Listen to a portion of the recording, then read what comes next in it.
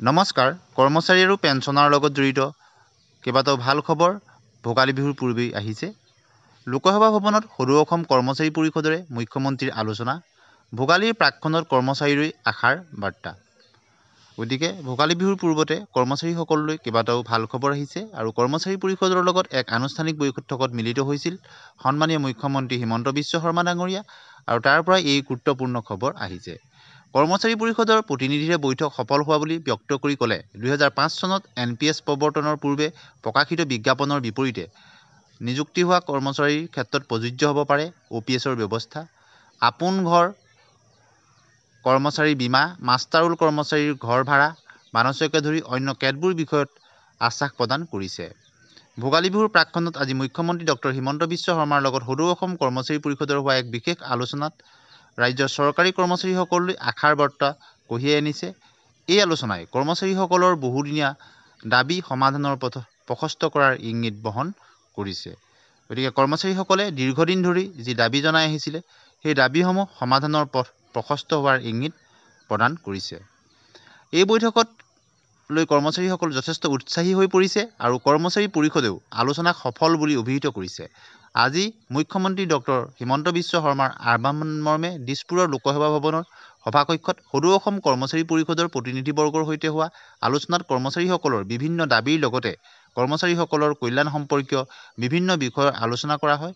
বৈঠকত ৰাজ্যৰ কৰ্মশক্তিক গতিশীল কৰাৰ বিভিন্ন পৰামৰ্শৰ লগতে কৰ্মচাৰী পৰিষদৰ প্ৰতিনিধিসকলে সেৱাবিধিৰ সংশোধনৰ প্ৰস্তাৱ, আপোন ঘৰ আঁচনিৰ সম্প্ৰসাৰণ, চৰকাৰী কৰ্মচাৰীৰ অৱসৰৰ বয়স, স্বাস্থ্য প্ৰতিষ্ঠানত চৰকাৰী কৰ্মচাৰীৰ অন্যান্য সুবিধাসমূহৰ ক্ষেত্ৰতে ধৰি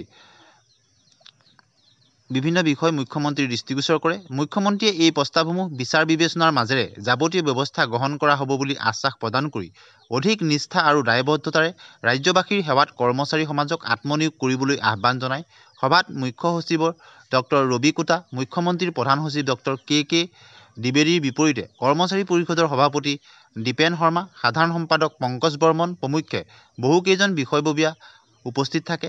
বৈঠকৰ অন্তত কৰ্মচাৰী পৰিষদৰ প্ৰতিনিধিসকলে সংবাদ মাধ্যমৰ আগত তেওঁলোকৰ বিভিন্ন সমস্যা সমাধানৰ ক্ষেত্ৰত ইতিবাচক দৃষ্টিভংগী গ্ৰহণ কৰাৰ বাবে মুখ্যমন্ত্ৰীজনক কৃতজ্ঞতা জনাই কয় যে মুখ্যমন্ত্ৰীয়ে আলোচনাকালত 1 এপ্ৰিলৰ পৰা ৰাজ্যিক কৰ্মচাৰীৰ চিকিৎসা বীমা আঁচনি নগদবিহীন কৰা, 13,000 ফিক্স পে মাষ্টাৰোল কৰ্মচাৰীলৈ ঘৰ ভাড়া বানচ আগবঢ়োৱা সম্পৰ্কত তেখেতে গুৰুত্বপূৰ্ণ মন্তব্য আগবঢ়ায়। ইয়াৰ লগতে আৰু অন্যান্য কেইবাটাও দাবী আছে, যিকেইটা দাবীৰ সম্পৰ্কতো